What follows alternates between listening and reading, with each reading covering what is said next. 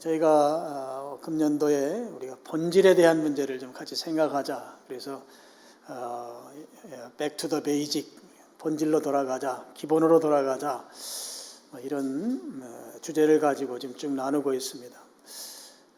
수레바퀴 좀 같이 보여주시겠습니까? 그리스도인의 순종하는 생활 또는 승리하는 생활에서 이제 수레바퀴가 이건 개인 영적 생활을 말하는 것이거든요. 중심이 바로 그리스도여야 하고, 그리고 수직으로 되어 있는 그 축을 잇는 살은 바로 말씀과 기도입니다. 하나님과 나와의 관계에서 중요한 두 가지 요소이죠. 말씀 묵상과 기도는 우리가 두 주간 이 두 가지 나눴고요. 이제 수평적인 요소 두 가지, 한쪽은 교제입니다. 그리고 또 한쪽은 증거인데요. 교제는 믿는 신자들과의 관계성 속에서의 핵심 요소입니다. 그리고 증거는 불신자들과의 관계성 속에서의 핵심 요소입니다. 그래서 이제 이 두 가지를 앞으로 나누는데, 오늘은 교제와 관련된 말씀을 좀 나누려고 합니다. 교제는 바로 믿는 신자들과의 관계, 바꿔 말씀을 드리면 교회 속에서의 나의 역할, 또 교회와 나와의 관계, 이런 부분들을 이 교제라고 하는 영역에서 다루고 있다고 보시면 되겠습니다. 우리가 보통 교제라고 하면 몇몇 사람이 모여서 같이 밥 먹고 또 커피 마시면서 담소를 나누는 것, 아니면 어떤 즐거운 운동을 한다든지 또는 등산을 한다든지 그런 즐거운 시간을 갖는 것, 이 정도를 보통 생각합니다. 물론 그런 것이 우리 생활 속에 꼭 필요하죠. 그런데 성경에서 말씀하는 이 교제라고 하는 것은 그것보다는 훨씬 더 깊은 의미를 가지고 있습니다. 보통 우리가 생각하는 그런 담소를 나누고 차 마시고 밥 먹는 정도 수준이 아닌 더 깊은 의미를 성경은 교제라는 용어를 사용한다 하는 것이죠. 오늘 이제 우리가 읽은 본문이 이제 그런 요소들을 잘 나타내 보여주고 있습니다. 이제 바로 예루살렘 교회의 모습인데요. 42절 보면 그들이 사도의 가르침을 받아 서로 교제하고, 이렇게 42절이 시작되고 있습니다. 사도들의 가르침을 받아서 서로 교제했다 하는 것이죠. 그러면 여기에서 말하는 교제는 사도들이, 그 내용은 성경에 소개하고 있지 않지만 사도들이 무엇인가를 가르쳤어요. 그 가르침에 대한 반응으로 성도들이 나타낸 모습이 바로 교제하는 모습이었다는 것이죠. 이 가르치는 것에 대해서 순종 반응이 성도들의 교제이다 하는 거예요. 교회의 교제의 모습으로 나타났다. 그리고 가르친 내용은 성경에서 구체적으로 언급을 하지 않습니다. 가르침을 받고 나서 성도들이 행동하는 것을 보니까 서로 교제하더라 하는 것이죠. 근데 그 교제의 모습이 얼만큼 이 사람들 앞에 나타나는가 하는 것을 43절 내용에서 알려주고 있습니다. 사람마다 두려워한다, 이렇게 표현하고 있어요. 지금 성도들이 사도들의 가르침을 받고 그 가르침에 대해서 순종하는 반응으로 나타나는 것이 서로 교제하는 모습이었어요. 근데 그 교제하는 모습을 보고 사람들이 두려워하더라는 거예요. 두려워한다고 하는 말은, 이걸 바꿔서 말하면 하나님과 우리의 관계에서 경외한다고 하는 그런 용어와 같은 표현인데요. 이 경외한다, 두려워한다고 하는 말을 제가 제 식으로 풀어보면 이런 겁니다. 이 앞에 어떤 상황이 펼쳐져 있어요. 이 상황이 펼쳐져 있는데 이 상황을 보니까 내가 여기 계속 있으면 안 될 것 같아요. 두려워요. 그래서 이 상황으로부터 피하고 싶어요. 도망가고 싶어요. 근데 도망을 가려고 생각을 하고 보니까 이 상황 속에서 어떤 새로운 어떤 현상들이 나타나는 것에 대한 궁금함이 또 견딜 수 없는 마음을 내 속에 갖게 만들어요. 그래서 도망가고 싶은 마음과 이 상황 속에서 어떻게 새롭게 어떤 일들이 전개될 것에 대한 기대감이 나로 하여금 그 모습을 보게 만드는 그런 내 태도를 성경이 말하는 두려움, 그렇게 해석해 볼 수가 있겠습니다. 피하고 싶지만 기대가 있기 때문에 피하지 못하는 상황, 이게 바로 두려운 상황인 것이죠. 바로 하나님 앞에서의 우리들의 모습이기도 합니다. 하나님이 워낙 영광스럽기 때문에 피하고 싶지만 그 영광에 대한 기대감 때문에 하나님 앞에 나아가는 것, 이 경외라고 표현하는 그 두려움인 것이죠. 지금 사도들의 가르침을 받았어요. 그리고 그 가르침에 대해서 순종하는 반응으로 교인들은 서로 교제했습니다. 42절이죠. 서로 교제했다. 근데 그 모습을 사람들이 보고 사람들은 거기에 대해서 두려워했다는 것이죠. 지금 저들의 그 서로 교제하는 모습을 보고 이 어마어마한 일이 지금 벌어지고 있는 거예요. 그러니까 그 어마어마한 일이 벌어지는 것 때문에 피하고 싶지만 거기에서 어떤 놀라운 결과들이 발생할 것에 대한 기대감을 가지고 그들을 보고 있다고 하는 것이에요. 그럼 구체적으로 그들이 어떻게 교제하는지 교제의 신뢰가 나오죠. 44절과 45절입니다. 44절에 보면 믿는 사람들이 다 함께 있어 모든 물건을 서로 통용했다. 통용한다는 말은 공유한다고 하는 거예요. 내 것 없이 그냥 사용하는 것을 말하는 것입니다. 그리고 45절은 재산과 소유를 팔아 각 사람의 필요에 따라 나누어 줬다 하는 것입니다. 자기의 소유를 자기 것으로 여기지 아니하고 필요한 사람들에게 기꺼이 나누어 주는 일이 일어났다라고 하는 것이죠. 이게 44절과 45절 내용입니다. 지금까지 보지 못했던 일들이 저 예루살렘 교회 성도들 안에서 사도의 가르침을 받으면서 서로 교제하는 상상할 수 없는 일들이 지금 벌어지고 있다고 하는 거죠. 그래서 그 모습을 본 사람들이 두려워하고 있다 하는 거예요. 그리고 46절과 47절은 그들이 하루하루를 어떻게 살아가는지를 이제 소개해주고 있습니다. 하루 일과를 소개하는 거죠. 46절 보면 날마다 마음을 같이하여 성전에 모이기를 힘쓰고 성전에 모여서 예배드리고 집에서 떡을 떼며 순전한 마음과 기쁨과 순전한 마음으로 음식을 먹고 서로 집에서 같이 밥 먹고 식사하고 47절 하나님을 찬미하고 하나님을 찬양하는 삶을 살았다.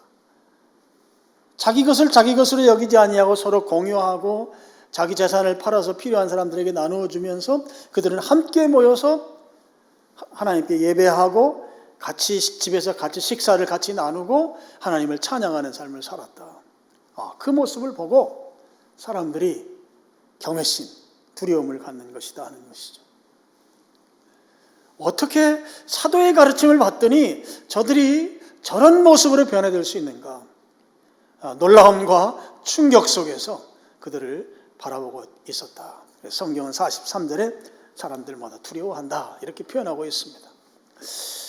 성도의 교제에서 중요한 요소가 사도의 가르침을 받으면서 그 가르침 속에서 성도의 교제가 실행되고 있다고 하는 것이 중요한 요소입니다. 이걸 바꿔 말씀을 드리면 하나님과 교제하면서 하나님과의 교제가 전제된 가운데 비로소 사람들, 교인들 간의 교제가 이루어질 수 있다고 하는 것이죠. 성도의 교제가 가능한 것은 그 전에 사도의 가르침으로 말씀되는 하나님과의 교제가 전제될 때에만 가능하다 하는 거예요. 오늘 이 수레바퀴 예화로 보면 하나님의 말씀 묵상과 기도하는 삶이 전제될 때에만 성도들과의 교제가 비로소 가능하다. 성경이 말씀하는 성도의 교제가 말씀과 기도의 전제 속에서 이루어질 수 있다라고 하는 것이죠. 요한일서 1장 3절 말씀을 보면 그런 내용을 이제 소개해주고 있습니다. 우리 같이 읽어보겠습니다. 우리가 보고 들은 바를 너희에게도 전함은 너희로 우리와 사귐이 있게 하려 함이니 우리의 사귐은 아버지와 그의 아들 예수 그리스도와 더불어 누림이라. 이 말씀은 우리의 아버지 되신 하나님과 그 아들 예수 그리스도와 교제하는 것이 불가능하다면 참된 성도의 교제도 이루어질 수 없다. 그런 가르침의 말씀인 것이죠. 그래서요, 우리 성도의 교제, 그리스도인의 교제는 하나님과의 교제와 유기적으로 연결되어 있습니다. 유기적으로.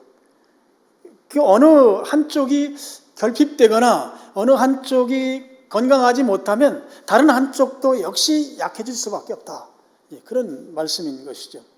성도의 교제가 깊고 풍성해지면 하나님과의 관계도 깊고 풍성해진다는 것이에요. 바꿔서 하나님과의 관계가 깊고 풍성해지면 성도와의 관계도 깊고 풍성해질 수 있다고 하는 것입니다.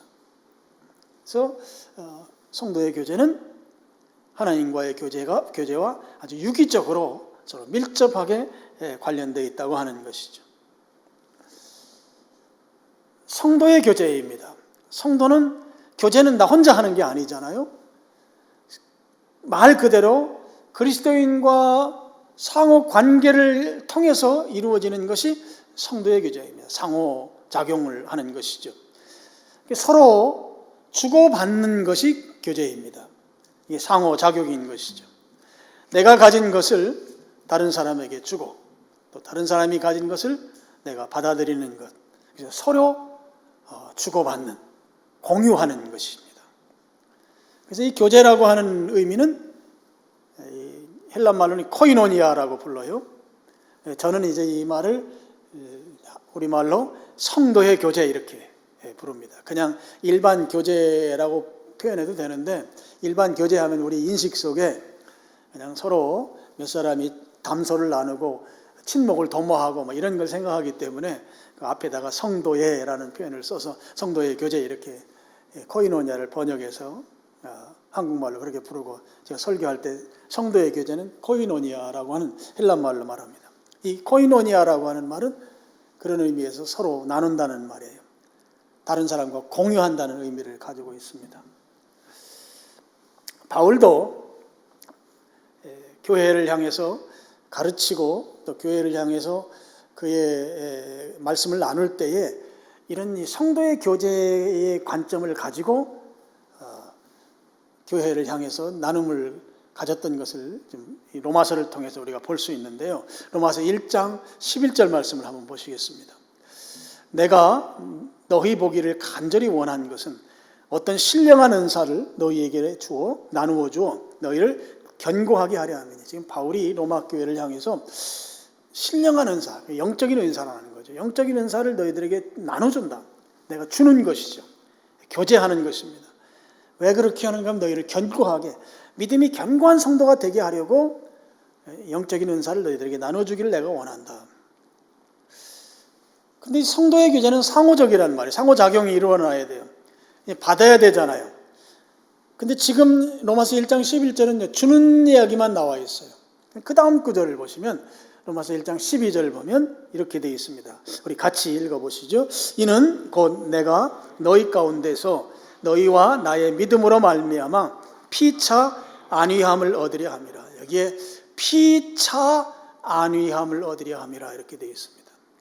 너희들도 나도 같이 안위함을 얻으려고 하는 것이다. 그러니까 바울이 그냥 일방적으로 주고 마는 것이 아니라 바울도 지금 받고 싶은 게 있는 거예요. 안위함이라고 하는 것에 대해서 성경에서 이렇게 표현하고 있습니다. 성도의 교제라는 것을 우리가 한다고 할 때는 일방적이면 그건 교제가 아니에요. 서로 주고받는 것입니다.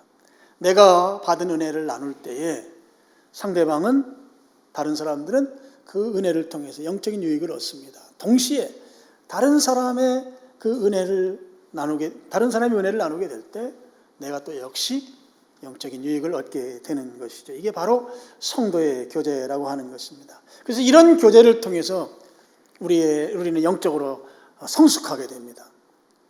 또 영적으로 회복하게 되고, 지쳐 있거나 낙심되어 있을 때는 그 성도의 교제를 통해서 새로운 힘을 얻게 되고, 성도의 교제를 통해서 더 주님 앞으로 가까이 나갈 수 있게 되는 것이죠. 여러분, 이 성도의 교제 안에서 진정한 중보의 기도가 가능합니다. 서로 성도의 교제 가운데 있을 때 하나님께서 진정으로 돕기를 원하는 기도가 성도의 교제 안에서 이루어질 수 있다고 하는 것이죠. 그리고 성도의 교제 안에서 지체에 나와 함께하는 그 성도에게 어려움이 있을 때 그 어려움을 진정으로 돕고자 하는 그 마음이 발동하게 되고 이를 통해서 어려운 형제를 살필 수 있게 되는 것이죠. 그리고 좋은 일이 있으면 서로 기쁨을 함께 나눌 수가 있습니다. 승리한 기쁨, 역경을 이겨낸 기쁨, 여러 가지 어려운 상황에서도 불구하고 하나님의 은혜로 잘 인내하며 나아가는 그 기쁨, 승리를 함께 진정으로 기뻐하면서 나눌 수 있는 것이 바로 성도의 교제라고 하는 것이죠. 이런 교제를 통해서 우리 그리스도인들은 풍성한 삶을 살 수 있게 되는 것입니다. 자, 그러면 오늘 사도행전 2장 45절 나오는 말씀을 보면 재산과 소유를 팔아 각 사람의 필요를 다 나눠줬다 이런 표현이 나와요. 그럼 오늘날도 우리도 그렇게 해야 되는가? 그렇게 해야 되는가에 예, 그렇게 해야 됩니다는 아니에요. 그렇지만 여기에 중요한 포인트가 하나가 있어요. 진정한 성도의 교제는 성령님께서 역사하심으로 가능하다고 하는 것이죠. 지금 이 예루살렘 교회에서 일어나고 있는 일, 이 어마어마한 일은 성령님께서 역사하지 않으면 불가능한 일들이 지금 일어나고 있습니다. 자기의 소유를 팔아서 필요한 사람들에게 나누어주는 일은 사도행전 2장 시대나 오늘날 우리 시대나 이게 결코 쉬운 일이 아니에요. 내가 가진 힘으로 이 일을 한다고 하는 것은 거의 불가능한 일이에요. 어쩌다가 자선사업가가 신문에 대문짝만하게 뉴스가 나올 만큼 자기 전 재산을 어디에 기부하고 이런 경우 가끔 혹간 가다가 있지만 이렇게 교회가 필요를 따라서 나눠주고 하는 일이 자기 것을 완전히 팔아서 그렇게 나눠준다고 하는 것은 우리 가진 일반 성정으로는 불가능하다는 것이죠. 그럼 이 일이 가능하다고 하는 것은 성령님께서 하실 때에 가능한 것이고 또 성령님께서는 언제 하시는가 하면 필요성이 있을 때 이렇게 하시는 거예요. 이런 것을 그냥 문자적으로 적용만 할 수 있는 것은 아닌 것이다 하는 거예요. 그래서 성도의 교제에서 정말 중요한 것은 성령님의 강권적인 역사하심이라고 하는 것이죠. 우리가 진정한 성도의 교제를 하기를 원한다고 할 때 성령님이 그 속에 강권적으로 역사하시고 성령님께서 함께 개입하셔서 일하시지 않으면 성경이 말씀하는 진정한 성도의 교제가 이루어질 수 없다 하는 것입니다. 성령님께서 역사하시는 곳에서, 성령님이 함께 하시는 곳에서, 성령님이 임재하신 곳에서 비로소 성도의 교제가 이루어질 수 있다고 하는 것입니다. 여러분, 예수님 믿는 사람들끼리 모여서 밥 먹고 즐긴다고 해서 그게 성도의 교제가 아니에요. 여러분, 이걸 분명하게 해야 합니다. 예수님을 믿는 사람들끼리 모여서 함께 그룹을 지어서 어떤 즐거운 행사를 한다고 해서 그것이 성도의 교제가 아니라고요. 어떤 경우에는 성령님이 역사하지 않는 그런 모임은 아무리 많이 모일 수 있다 할지라도 그 모임은 생명력이 없기 때문에 그 모임을 성도의 교제라고 하지 않습니다. 그리고 성령님이 역사하지 않는 모임은 결국 지지부진해지게 되어 있어요.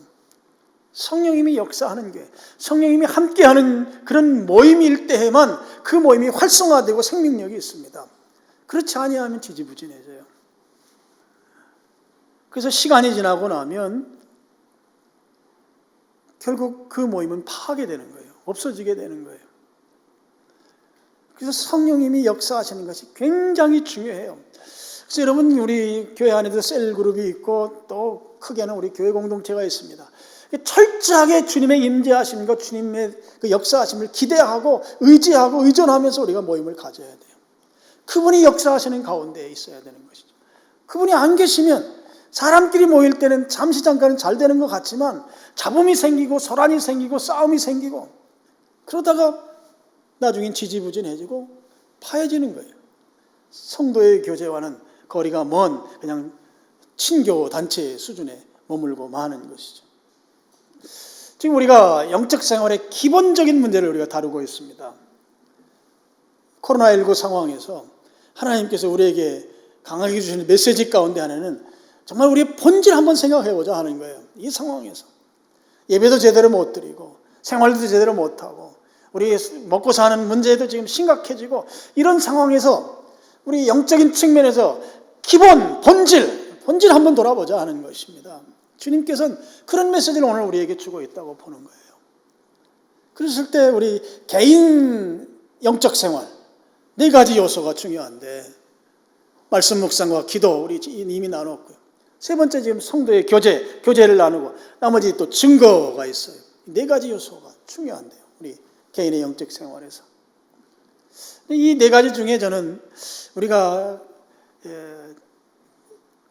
제대로 이해에 미치지 못하고 또 그래서 실천하지 못하는 요소가 저는 이 교제 영역이라고 봅니다. 일반적인 친교 활동을 성도의 교제라고 여기는 데서 우리의 문제가 있다고 생각합니다.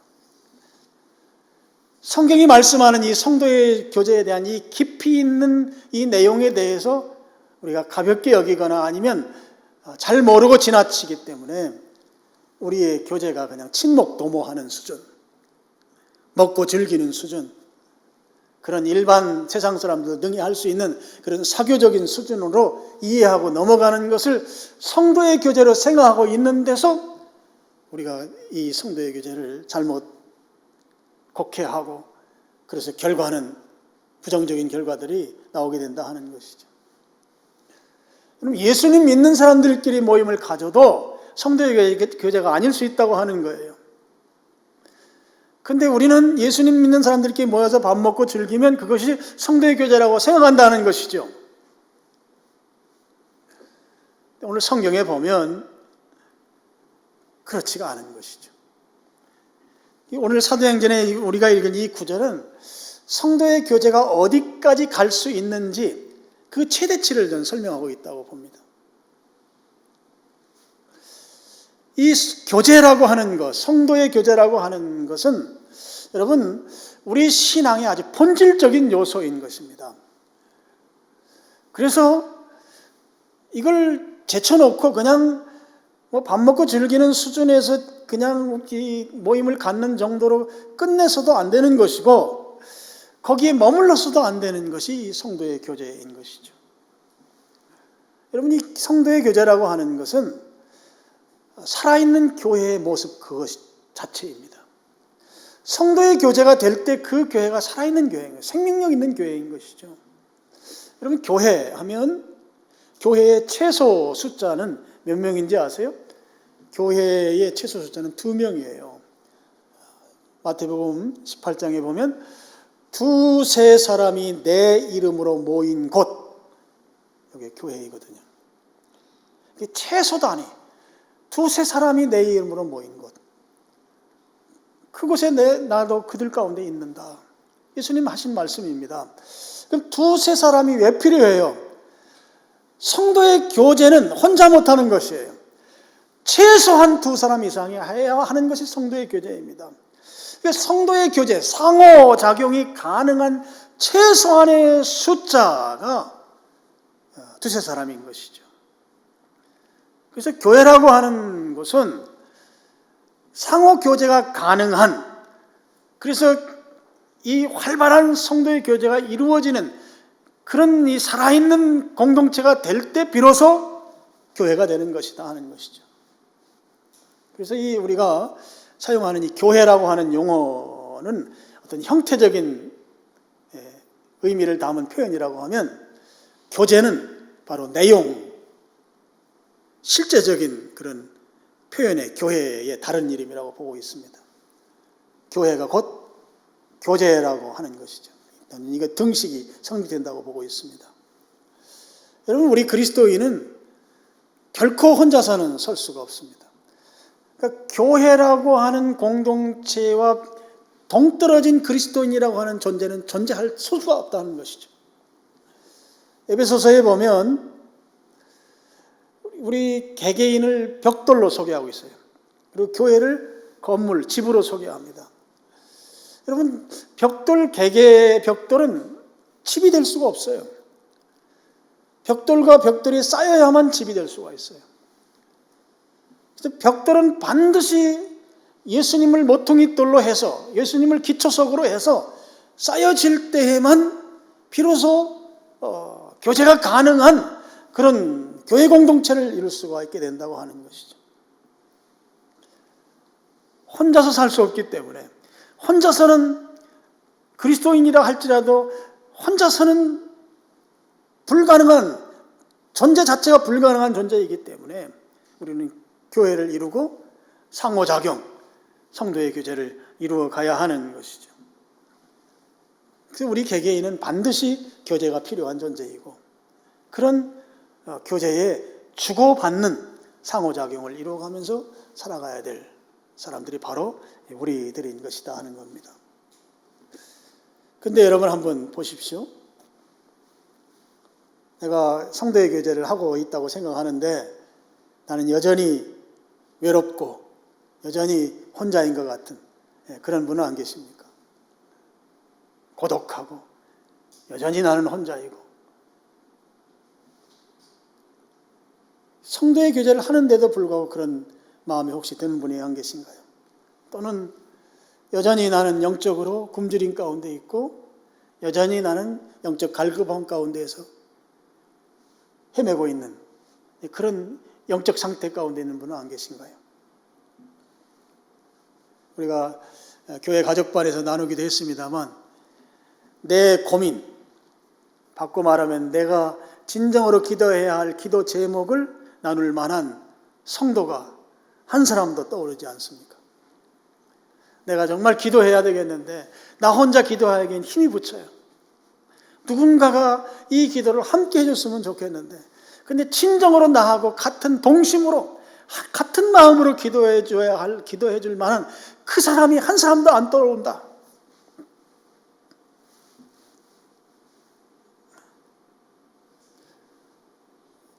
여러분, 그렇다면 우리의 성도의 교제를 돌아봐야 합니다.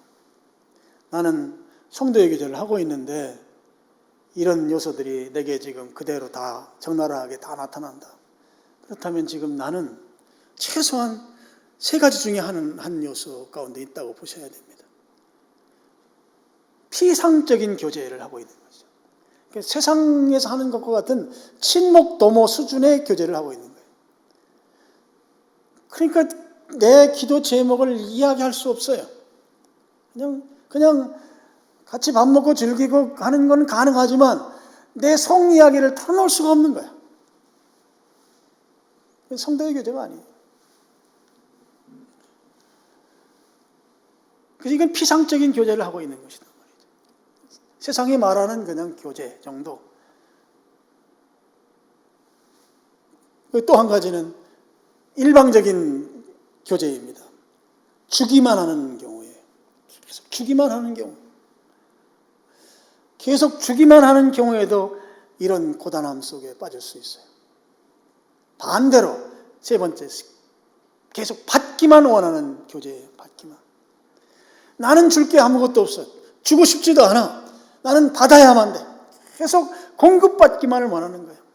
어떤 모임에서 나는 계속 받기만을 원해요. 받기만. 그러면 시간이 지나면 여전히 나는 외롭고 고독하고 여전히 영적인 침체 가운데 있고 내 기도 제목 누구 한 사람 들어줄 사람 없는 그런 영적인 고아와 같은 그런 상황이 된다고 하는 것이죠. 자, 이제 마지막으로 한 가지 더 말씀을 드리고 싶은 것은, 여러분, 진정한 성도의 교제가 우리에게 필요한데요. 그 진정한 성도의 교제에서 한 가지 중요한 요소가 있습니다. 진정한 성도의 교제의 진짜 중요한 요소는 소그룹으로 비로소 이 교제가 가능하다는 거예요.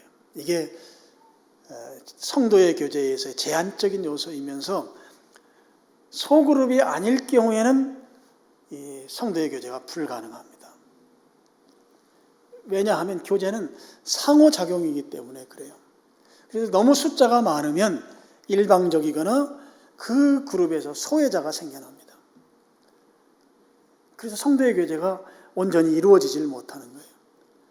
그래서 성도의 교제는 소그룹일 때 가능한 것이에요. 소그룹이 잘 운영돼야 돼요. 소그룹이 잘 돼야 돼요. 우리 교회 이제 셀그룹이라고 표현하는데, 여러분 셀그룹, 또 여러분들 자취에도 마찬가지고 이런 어떤 소그룹 모임을 통해서 성도의 교제가 이루어지는, 물론 자취에는 좀 목적이 좀 다른 목적이 있지만 셀그룹 같은 경우는 철저하게 성도의 교제가 목적이죠. 여러분 교회를 이제 자전거로 비유하면, 자전거 바퀴가 2개 있잖아요. 이렇게 2개 있는데, 자전거로 비유한다고 할 때 앞바퀴는 예배라고 하는 바퀴예요. 예배. 뒷바퀴는 소급이라고 하는 바퀴입니다. 그러니까 교회라고 하는 걸 자전거 그림으로 그려라 그러면 예배와 소그룹으로 이렇게 그릴 수가 있어요. 그 자전거가 앞으로 나아가려면 바퀴 2개가 제대로 잘 달려있고 또 튼튼해야 합니다. 근데 지금 여러분 한번 우리 보시죠. 코로나19로 인해서 우리가 1년 가까이 이제 소그룹 모임이 전혀 이루어지지 못하고 있어요. 이걸 이제 영적인 안목으로 보면 이건 굉장히 심각한 상황이에요. 실제적으로 성도의 교제가 이루어지지 못하고 있기 때문인 것이죠. 근데 우리는 그냥 친목 도모하는 수준을 교제로 생각하기 때문에 이 부분에 대해서 영적으로 심각하게 생각을 하지 않고 있어요. 이 코로나19라고 하는 그 외적인 요소 때문에 우리의 성도의 교제가 지금 자전거 바퀴 하나가 없어진 거예요. 그러니까 지금 외발 자전거 상황이 된 것이죠. 외발 자전거 우리가 탈 수가 없잖아요. 뭐 서커스단도 아닌데. 그럼 우리는 정말 간절한 마음으로 교회라고 하는 걸 바꿔서 다른 말로 말하면 교회는 곧 교제이다라고 하는 이 등식이 성립된다고 할 때 지금 이 교제 영역이 무너져 내린 상황이 지금 거의 1년 가까이 가고 있는 거죠. 지금 우리에게 있어서. 그럼 이것은 영적으로 보면 엄청나게 교회에 지금 리스크가 생기고 있는 거예요. 영적인 영역에서. 안 좋게 보면 사탄의 계략에 지금 교회가 지금 엄청나게 당하고 있는 모습인 거예요. 소그룹이 안 된다고 하는 것은. 우리가 정말 간절하게 주님 앞에 매달리고 부르짖고 기도해야 될 요소는 지금 이 코로나19라고 하는 이 외적인 요소에 대한 것이 주님이 빨리 이걸 해결해 주셔야 합니다.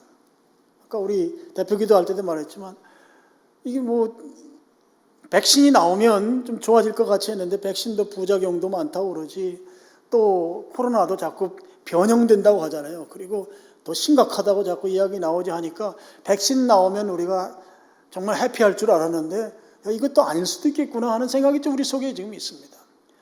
그 지금 이런 상황들 속에서 주님이 정말 우리에게 주는 메시지가 있는 거예요. 그리고 이 소그룹 모임이 되지 않으면서 1년 가까이 지나는 이 상황 속에서 저는 우리들에게 이 교회가 예배라고 하는 바퀴와 소그룹이라는 이 바퀴를 가진 자전거의 모습이라고 할 때 이 예배도 지금 이 앞바퀴도 뭔가 휘어지고 바람 빠지고 한 상황인 것도 지금 우리 현실이지만 동시에 이 뒷바퀴는 아예 없어져 버린 상황이 되어 있단 말이죠. 그럼 이것에 대한 영적인 안목을 가지고 우리가 심각하게 주님 앞에 간절한 마음으로 나아가 기도해야 하는 거예요. 주님, 교회가 자전거가 앞뒷바퀴가 있을 때 잘 달릴 수 있는 것처럼 교회가 앞으로 더 전진하려면 예배의 바퀴와 소그룹의 바퀴가 더 튼튼하고 단단해서 이 2바퀴가 잘 달려갈 수 있어야 하는데 지금 우리의 상황이 뒷바퀴 없이 1년 가까이 가고 있습니다. 이 상황이 교회는 교제라고 할 때 이 교회의 한 바퀴가 무너져 내려서 지금 이 어려운 상황이 됨으로 인해서 성도의 교제가 이루어지지 않게 되게 되면 교회는 망하게 되는데, 교회는 무너지게 되는데 주님 이거 계속 두고 보시겠습니까? 이 각성이 오늘 우리에게 필요하다고 하는 거예요. 여러분, 우리 교회 역사를 보면요, 예수님 시대 이후에 4세기까지는 교회당 건물이 없었습니다. 집에서 예배를 드렸어요. 물론 집이 조그만 초가상칸 정도가 아니고 로마 시대의 집 같은 경우는 100명, 150명, 200명 들어가는 큰 집들이 있었고, 여러분들 이번에 그 성지순례 갔던 분들 그 마가 요한 다락방 같은 경우 가셨잖아요. 거기도 한 200명 이상 앉을 수 있잖아요. 그렇게 집들이 큰 집들이 있었기 때문에 그렇게 모여서 예배드리는데 큰 지장이 없었어요. 근데 4세기가 되면서 아주 웅장한 교회 건물들이 들어서기 시작했습니다. 그 4세기 이후에 교회의 외형이 커지고 사람들 모이는 건물의 빌딩이 커지면서 뭐가 사라졌는가 하면 소그룹이 사라지기 시작했어요. 교회의 생명력이 있게 만들고 성도가 서로 상호작용을 통해서 오늘 사도행전에 나오는 이런 교회가 만들어지고 세워지고 굳건하게 하나님이 원하는 교회의 모습을 이루어가는 그 모습들이 무너지면서 우리 아는 대로 중세기 약 1000년 동안의 교회는 엉망진창이었던 거예요.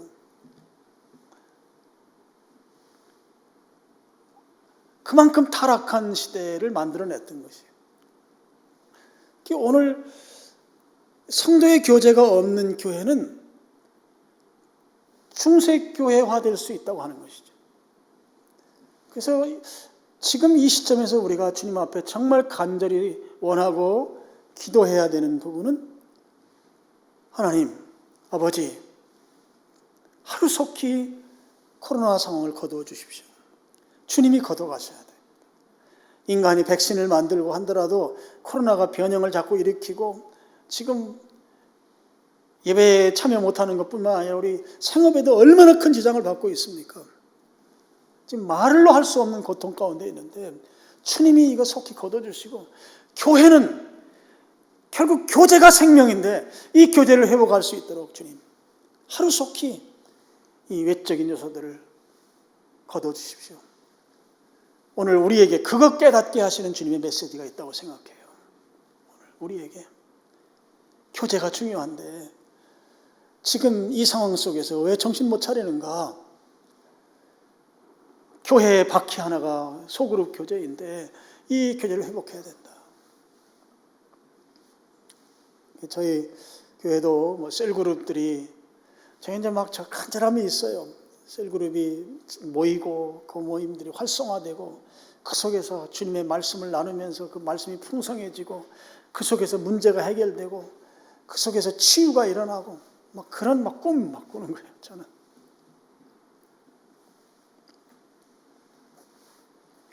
오늘 우리 셀 리더들이 방학이지만 셀그룹을 지금 못하고 있지만 우리 셀 리더들은 좀 잘 준비해서 앞으로 튼튼한 자전거의 뒷바퀴를 만들었으면 좋겠습니다. 그래서 다음 주부터 우리는 가족 여기에 여러분 잘 좀 참여해 주시면 좋을 것 같아요. 여러분 사도행전 교회는요, 예루살렘 교회는 성도의 교제가 잘 이루어졌어요. 성령님의 역사하신 가운데 잘 이루어졌던 교회입니다. 사람들이 두려워할 만큼 큰 도전을 주는 그런 교제를 이루었던 교회입니다. 그래서 47절을 보시면 하나님을 찬미하며 또 온 백성에게 칭송을 받았다. 사람들로부터 칭찬을 받았습니다. 이거 선한 영향력을 끼치는 교회였던 것이죠. 그 결과로 주님께서 날마다 구원받는 사람들을 더해 주셨습니다.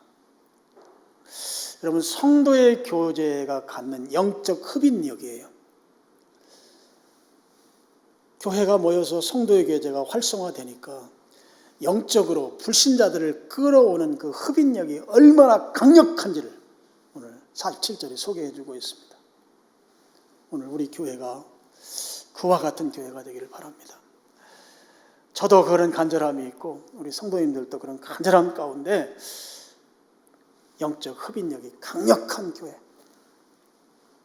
성도의 교제가 잘 이루어져서 사람들로 하여금 큰 도전을 주고 그들이 긍정적으로 칭찬하고 그래서 날마다 구원받는 사람이 늘어나게 되는 그런 교회를 이루어가는 우리 여러분들, 저와 여러분 될 수 있기를 주님의 이름으로 축원합니다.